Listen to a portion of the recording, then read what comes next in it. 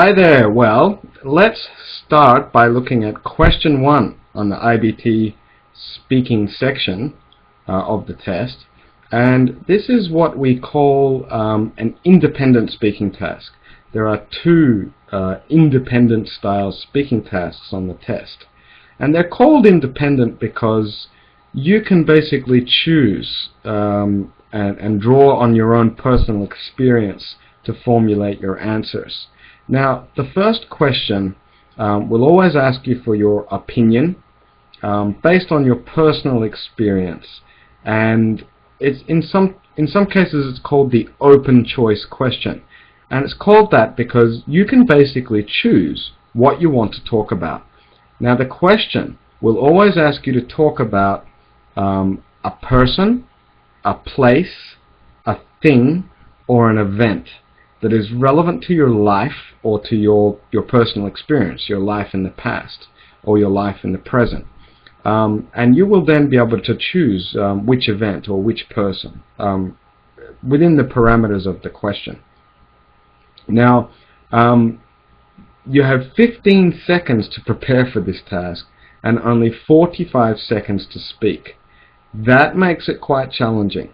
The biggest thing I've noticed with people submitting answers for these kind of questions is, panicking, not having enough time to get ready with the very short preparation time, and rushing or forgetting things in their answer.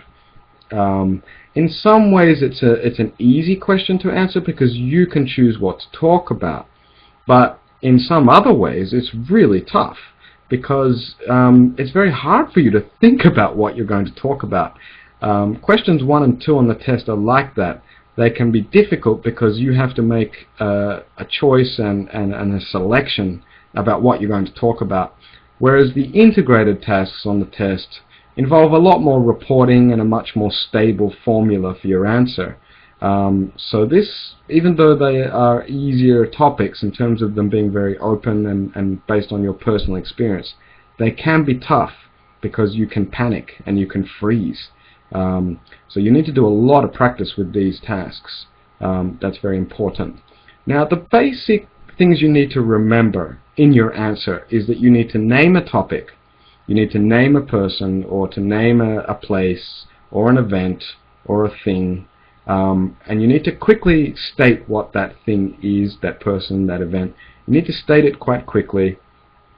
You also need to provide some sort of description, and you need to provide reasons for your selection. Now, the thing I've noticed is that people tend to be able to name what it is they want to talk about, and they do tend to be able to give some reasons, but they tend to leave out the description. Now, there's a couple of different ways you could answer this. One model is this. You could spend about 5 seconds quickly stating your topic, whoever the person is or event or place. You could state what that is. You could then spend about 10 to 15 seconds describing this person or this place. And that's good because it builds a context for your answer. The person listening to your speaking gets this kind of visual image of what you're talking about and why you're talking about it. And then you would then go on to your reasons and say, now this is why I've chosen this person or this place, and then provide some details to explain what you mean and support your reasons.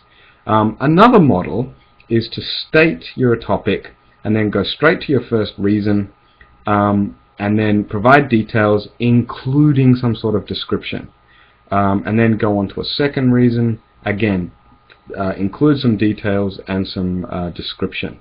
But watch out, if you don't provide some sort of description of this person or this place or this event, you're going to lose points. This is the mistake that so many people seem to make on this particular question.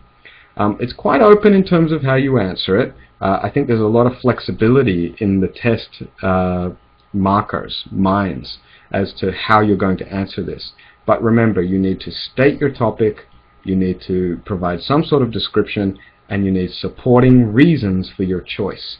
And remember, you only have 15 seconds preparation time, not a lot of time to be doing any note-taking or anything like that. and the 45-second time limit can run out very quickly.